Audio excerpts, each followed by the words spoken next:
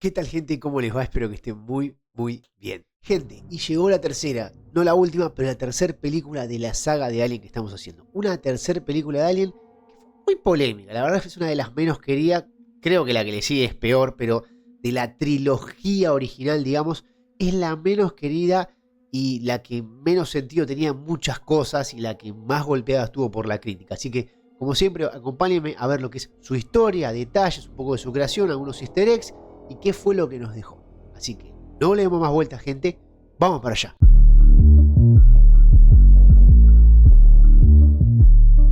Vemos que la nave Sulaco viaja en silencio mientras sus ocupantes permanecen en criosueño. Dentro de las cápsulas vemos a Ripley, Hicks, Newt y Bishop descansando sin saber que algo se ha infiltrado en la nave. Un incendio comienza a propagarse en los sistemas activando una evacuación automática. La computadora expulsa las cápsulas de escape hacia un planeta cercano. Durante la caída, el interior de la cápsula se ve sacudida por el fuego y los daños estructurales. La nave impacta violentamente contra la superficie de Fiorina 161, un planeta prisión. Vemos que Ripley es rescatada por los internos del complejo y es la única sobreviviente. Hicks y Newt mueren en el accidente y el cuerpo dañado de Bishop queda inutilizable. Vemos que los prisioneros trasladan los restos y realizan una autopsia a Newt para descartar cualquier anomalía. No encuentran nada fuera de lo normal. Fiorina 161 es una instalación industrial abandonada que alberga a un grupo de reclusos. Viven bajo una estricta disciplina, organizados en una comunidad cerrada sin acceso a armas ni tecnología avanzada. La llegada de Ripley altera bastante el equilibrio del lugar. Vemos que poco después del accidente, un organismo alienígena emerge del planeta. La criatura se gesta dentro de un animal anfitrión y nace con una forma diferente. Se desplaza en 4 patas con movimientos rápidos y agresivos. Vemos que los primeros ataques de la criatura comienzan en los túneles y pasillos del complejo. Un prisionero muere sin que los demás comprendan qué sucedió, luego otro. Las muertes se vuelven cada vez más frecuentes. Ripley, acostumbrada a esto, empieza a sospechar. Recorre las instalaciones, observa los conductos, escucha relatos de los sobrevivientes y encuentra señales de la presencia de la criatura. Mientras tanto, el líder de los prisioneros intenta mantener el orden, pero el miedo crece. Los hombres comienzan a dividirse entre quienes creen que una amenaza es real y quienes la niegan. Vemos que Ripley está algo incómoda y accede a los sistemas médicos para realizar un escaneo de su cuerpo. El resultado revela la presencia de un embrión de alien en su interior. Lleva una reina en gestación. Toda esta información cambia la situación para Ripley. Ella comprende que la compañía vendrá a buscarla. Su presencia en el planeta ya no es accidental. Vemos que los prisioneros deciden actuar. Sin armas, pero con ingenio, diseñan un plan para atrapar a la criatura. Intentan guiarla hacia una zona específica para encerrarla. Pero el plan falla. La criatura se mueve con mucha rapidez, utiliza los conductos, ataca desde distintos ángulos y varios hombres mueren durante el intento. Tras este intento fallido se elabora un nuevo plan. Esta vez el objetivo es atraer al alien hacia el sistema de fundición del complejo. Preparan el lugar para encerrarlo y destruirlo mediante fuego. Vemos mientras tanto que una nave de la compañía Weyland-Yutani se acerca al planeta. Sus representantes llegan con la intención de recuperar a Ripley y el alien que hay dentro de ella. Claramente Ripley se niega a colaborar con Weyland-Yutani. Mientras tanto vemos que en el interior del complejo el plan finalmente se pone en marcha. Los prisioneros recorren los túneles cerrando compuertas y guiando a la criatura hacia la cámara de fundición. El alien persigue a sus presas eliminando a varios en el proceso. Finalmente la criatura entra en la zona prevista, activa el sistema, el calor aumenta, el metal se vuelve incandescente y el alien queda atrapado en el interior. Mientras este sistema se activa, Ripley se dirige hacia la plataforma superior del horno. Vemos que al mismo tiempo que la criatura es destruida por el calor, la nave de Weyland-Yutani llega al complejo. Los integrantes de la nave intentan convencer a Ripley de que pueden extraer a la reina sin dañarla. Ripley se niega y se acerca al borde del horno. Vemos que el embrión dentro de su cuerpo comienza a manifestarse, por lo cual, sin detenerse, se deja caer hacia el fuego. Vemos como el alien sale de su pecho y ella logra atraparlo. Las llamas la envuelven. Y vemos que tanto Ripley como el alien mueren en el fuego de la fundición. Y ahí termina nuestra película.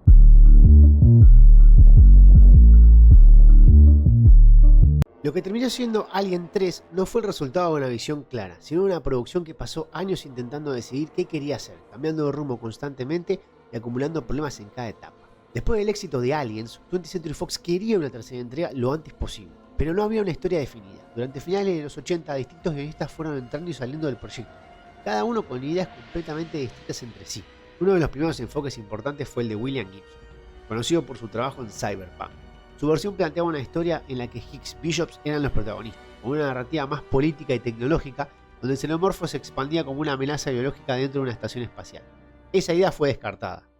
Luego apareció una versión más extraña, un planeta de madera habitado por monjes que veían al alien como una manifestación demoníaca. Este concepto, impulsado por Vincent Ward, llegó a desarrollarse bastante, incluso con arte conceptual y preproducción avanzada, pero también fue abandonado cuando el estudio perdió confianza en el enfoque. El problema era claro con Alien 3, no había consenso creativo. Cada nueva versión reemplazaba completamente a la anterior.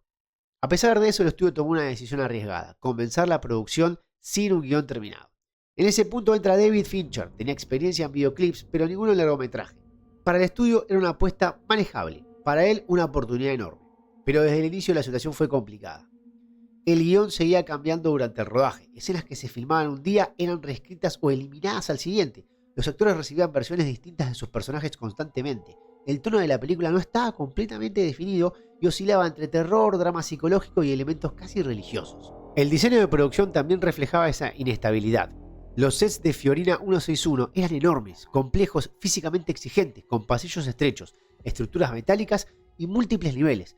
Muchas escenas requerían coordinación técnica complicada, especialmente la persecución del alien a través de los túneles. En cuanto a la criatura, la película buscó diferenciarse de los anteriores, se combinaban efectos prácticos con técnicas ópticas para presentar un alien más ágil y animal. Esto generó desafíos técnicos importantes.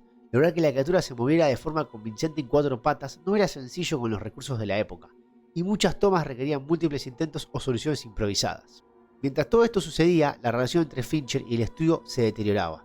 20th Century Fox intervenía constantemente en decisiones creativas, montaje, tono, duración, escenas clave, y Fincher proponía una dirección más oscura, más introspectiva, mientras que el estudio buscaba algo más cercano a Aliens. Esto generó una película que durante su producción nunca terminó de definirse completamente. El montaje final tampoco resolvió el conflicto. La versión que llegó a los cines fue el resultado de decisiones del estudio más que del director. Muchas escenas fueron recortadas, otras reorganizadas y el ritmo general quedó afectado. Años después se trabajó una versión alternativa conocida como Assembly Cut que reconstruye gran parte del material original siguiendo notas de producción y la intención narrativa más coherente posible dentro del material existente. Aunque no es un Director's Cut oficial, permite ver una estructura más completa de la historia. Fincher, por su parte, se distanció completamente de la película. En entrevistas posteriores dejó claro que la experiencia fue tan negativa que nunca volvió a ver la película terminada. Sin embargo, todo este caos dejó una marca muy visible en el resultado final. La sensación de desorden, de tensión constante y de falta de control no solo ocurrió detrás de cámaras, también terminó formando parte de la identidad de esta película.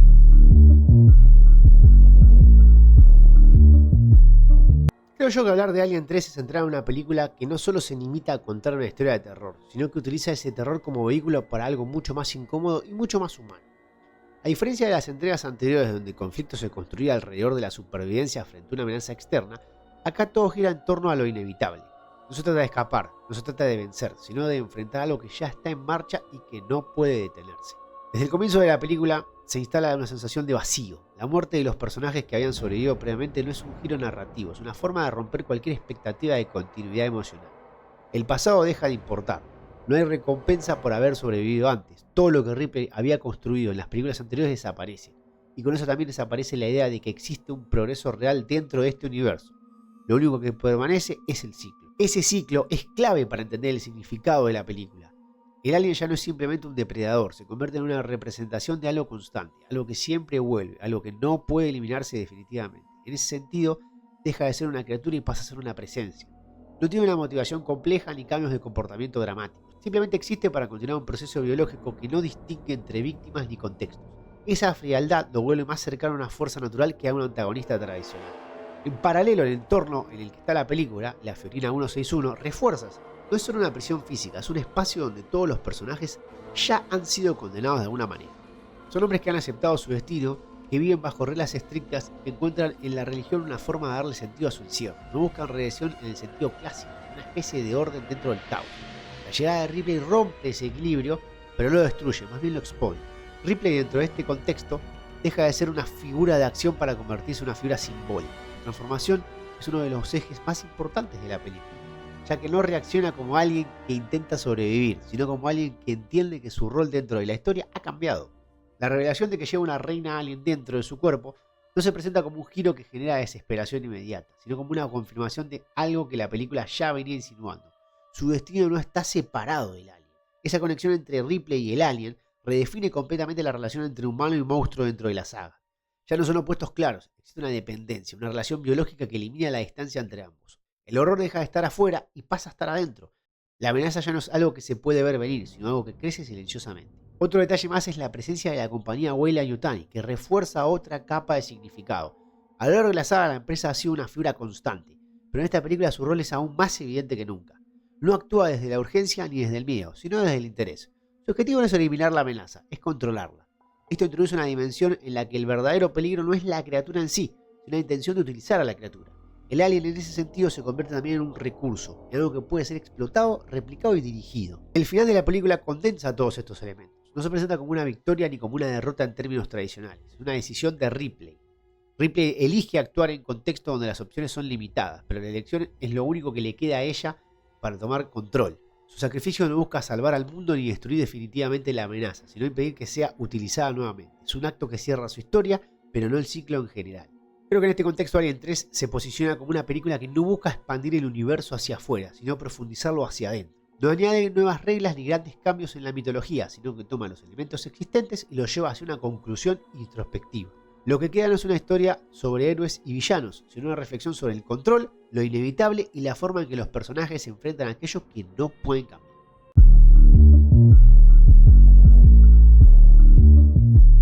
En lo que respecta a Alien 3 y los easter eggs y detalles, hay una capa de detalles que no está pensada para llamar la atención en una primera mirada, sino para construirse de forma silenciosa a lo largo de toda la película.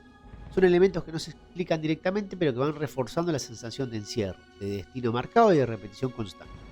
Creo yo que desde el espacio hasta la Fiorina 161 todo transmite una idea de ciclo cerrado.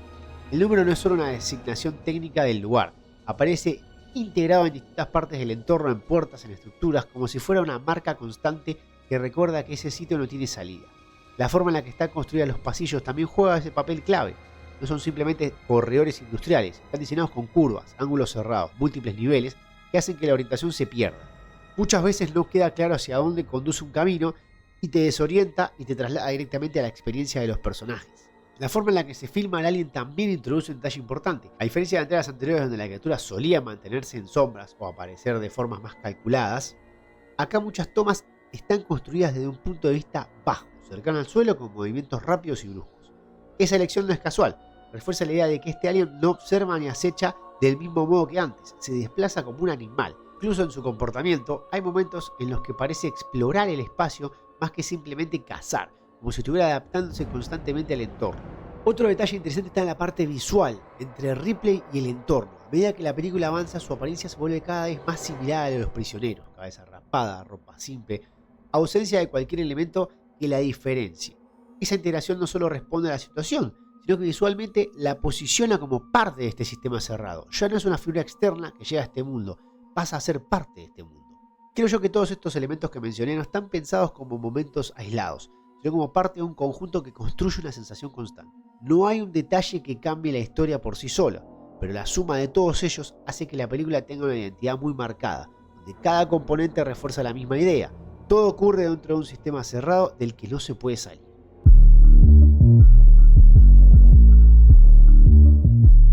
Cuando Alien 3 llega a los cines en 1992, lo hizo con una carga imposible de ignorar. No era una película aislada, era la continuación directa de dos obras que ya habían marcado el género de formas completamente distintas. La primera había redefinido el terror en la ciencia ficción, la segunda había transformado su universo en una experiencia de acción intensa. La tercera, en cambio, eligió otro camino. La reacción inicial estuvo bastante marcada por ese choque.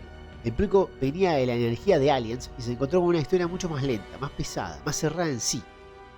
La decisión de eliminar a personajes importantes al inicio generó mucho rechazo por los fans, no solo por lo que implicaba narrativamente, sino por la sensación de ruptura con lo que se había construido antes. Para muchos, no era una continuación natural, sino una negación de lo anterior. Las críticas también reflejaban esa división. Por un lado se reconocía la atmósfera, la intención de construir algo distinto, y el intento de profundizar en personajes como Ripley. Por otro lado, se señalaban problemas de ritmo, de estructura, de coherencia narrativa, y muchos de ellos derivados del proceso de producción. No era una película que pasara desapercibida, generaba discusión, pero no consenso. Sin embargo, el tiempo empezó a modificar esa percepción. A medida que el público se distanció del contexto de su estreno, la película comenzó a ser revisada desde otro lugar. Ya no se comparaba únicamente con las anteriores, sino que se analizaba por lo que proponía en sí misma. En ese nuevo marco, muchos de los elementos que antes eran vistos como fallas empezaron a entenderse como decisiones. El tono oscuro dejó de ser un problema y pasó a ser una identidad. La falta de heroísmo tradicional empezó a leerse como una forma de coherencia con el universo que planteaba la saga. Incluso el final, que en un momento resultó incómodo para muchos, comenzó a valorarse como una conclusión definitiva en un entorno donde las historias rara vez terminaban de manera clara. La aparición de la versión conocida como Assembly Cut también jugó un papel importante en este cambio. Al ofrecer una estructura más completa y un desarrollo más consistente de los personajes y situaciones, permitió ver una versión de la película más cercana a una intención narrativa de film. Para muchos espectadores esa versión transformó completamente la experiencia, revelando conexiones y matices que en el corto original quedaban diluidas. Creo yo que dentro de la saga Alien 3 ocupa un lugar particular. No es la más celebrada ni la más influyente en términos de impacto inmediato, pero es la que establece un límite. Es la película que decide cerrar un arco en lugar de expandir. En un universo donde las continuaciones siempre quieren sumar, crecer, escalar, ir a más, esta elige concentrarse y terminar. Por el paso de los años, este gesto se volvió uno de los aspectos más valorados de esta película. Hoy la película es vista por muchos como una obra de culto, no porque haya sido un éxito rotundo, sino precisamente porque no lo fue en los términos esperados. Su identidad se construyó en esa tensión entre lo que el público quería y lo que la película ofrecía. En esa diferencia encontró su lugar. Pero bueno, gente, hasta acá lo que es el video.